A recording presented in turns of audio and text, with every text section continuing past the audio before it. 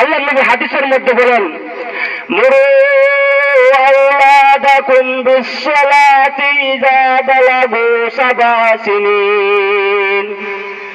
পৃথিবীর উম্মতের মুহাম্মদের মুমিন নারীরা, পৃথিবীর মুহাম্মদের উম্মতের মুমিন বান্দারা, তোমাদের সন্তানের যখন 7 বছর হয়ে যায়, তোমাদের সন্তানকে নামাজের আদেশ দিবা। 8 বছর বয়সে তোমার সন্তানকে নামাজের আদেশ দিবা। প্রশ্ন দেখতে পারে, হুজুর 7 বছর বয়সে যদি সন্তানকে নামাজের আদেশ দেয়, তাহলে সন্তান নামাজ শিখবে কবে? তখন এই বান্দার প্রশ্নের উত্তর হলো, 7 বছর আগে তোমার সন্তানকে নামাজের তালিম দিতে হবে। 9 বছর বয়সে তোমার সন্তানকে নামাজের তাকিদ দিতে হবে। এখন আসুন, 10 বছর বয়সে যদি আপনার সন্তান নামাজ না পড়ে, তখন কি করবেন? আল্লাহর নবী হাদিসের মধ্যে বলেন, ইজা ওয়াজরিবু ইজা বালাগু 10 বছর বয়সে যদি আপনার সন্তান নামাজ না পড়ে, তাহলে আপনার সন্তানকে প্রহার করবেন। প্রহার করে হলো নামাজ পড়াইবেন। কারণ নিজেও জাহান্নামের আগুন থেকে বাঁচাইতে হইব, নিজের বিবি বাচ্চাদেরকেও জাহান্নামের আগুন থেকে বাঁচাইতে হইব। যেমন কিছু কিছু মহিলারা বলে, হুজুর সন্তানকে একটু বুঝায়, সন্তান তো নামাজ পড়ে না, সারাদিন মোবাইল টিপে। নামাজের কথা বলে নামাজ পড়েই না। আচ্ছা, এই মোবাইল করতে গেছে, এটা আমরা আগে বুঝতে হইব। এই মোবাইলটা আছে, এই মার সন্তান কথা শুনে না কেড়ে, খালি মোবাইল টিভি কেড়ে। এর মূল কারণ হলো, এই মার গর্ভে যখন সন্তানটা ছিল, এই অবস্থার মধ্যে মা সারাদিন টিকটক ফেসবুক নিয়ে ব্যস্ত ছিল। এই জন্য দেখা যায় সন্তান জন্ম হওয়ার 3-4 মাস পরেই দেখা যায় এই সন্তান শুধু মোবাইল করে, মোবাইল টিকটক ফেসবুক নিয়ে ব্যস্ত। ঠিক নয়? সোহবত চাইছে। অথচ কুতুবউদ্দিন বখতিয়ার কাকি রহমাতুল্লাহি আলাইহির দিকে আমরা তাকাই।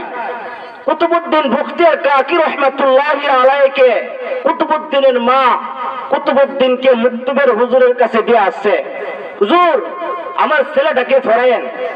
তো কুতুবউদ্দিনকে যখন ইমাম সাহেব পড়াইতেছে, বাবা ফরো আলিফ, হে ফরে বা, ফরে তা, ফরে সা। ইমাম সাহেব বুঝে না, কিরি এরে ফরে একটা কারণ কিতা।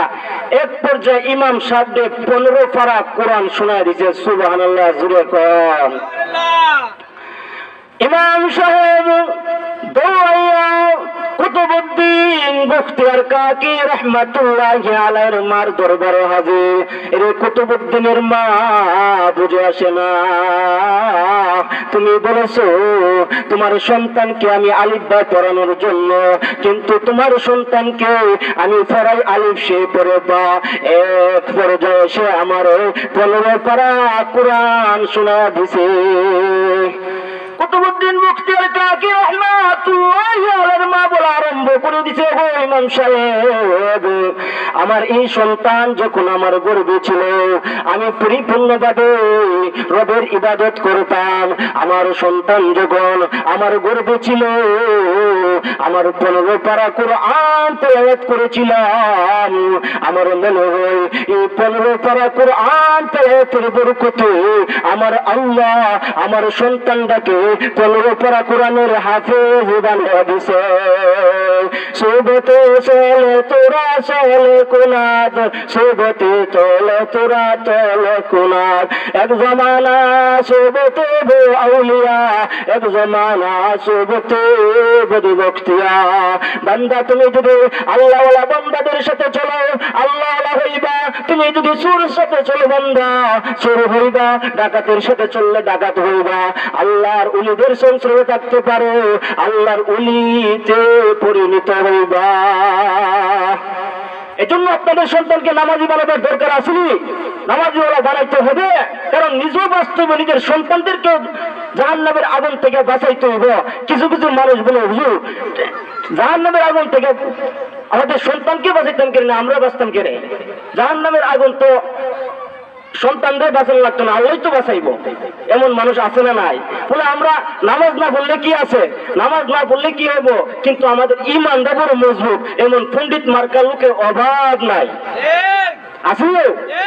দেখবেন আপনারা, আল্লাহ নবী বিশ্ব নবী রাহমাতুল আলামিন সাহাবায়ে কেরামকে নসিহত করতেছে, ও সাহাবায়ে কেরাম, আসসালাতু মিফতাহুল জান্নাহ, যে নামাজ হলো বেহেশতের চাবি। এমনি সাহাবায়ে কেরাম প্রশ্ন আরম্ভ করে দিয়েছে, ইয়া রাসূলুল্লাহ, নামাজ কিভাবে বেহেশতের চাবি হয়? ইসলামের মূল ভিত্তি তো কালিমা, কালিমা বেহেশতের চাবি না হইয়া নামাজ কেড়ে বেহেশতের চাবি হইতো?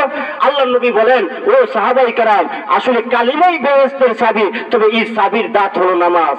আমার প্রশ্ন হলো, আপনাদের কাছে যদি একটা চাবি থাকে, এই চাবির যদি দাঁত না থাকে আছো, এই দাঁতবিহীন চাবি দ্বারা আপনার দোকানের তালা খোলা সম্ভব না। এই চাবির দাঁত লাগাইতে গেলে কামারের দোকানের কাছে যাইতে হবে। কামার যদি লোহার গুর্জ দ্বারা আপনার চাবির দাঁত লাগাই দেয়, তখন আপনার দোকানের তালা খোলা সম্ভব, অন্যথায় সম্ভব না। ঠিক তেমনি ভাবে যেই বান্দা বান্দিরা বলতেছে যে আমরা ঈমান আনার কারণে জান্নাতে চলে যাব, তাদের ঈমান দাঁত বানা ঈমান লিয়া যদি দুনিয়ার জীবন থেকে বিদায় হয়ে যায়, তারা হলো জাহান্নামী। এই জন্য ঈমানের চাবির মধ্যে নামাজের দাঁত লাগাইতে হবে, অন্যথায় জাহান্নামের আসামি হইতে হবে।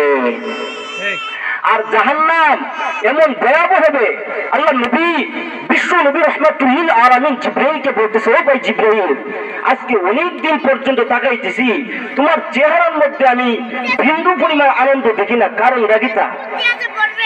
জিবরাইল বলা আরম্ভ করে দিয়েছে, ইয়া রাসূলুল্লাহ, ইয়া হাবিবাল্লাহ, ও গো আল্লাহর পয়গম্বর,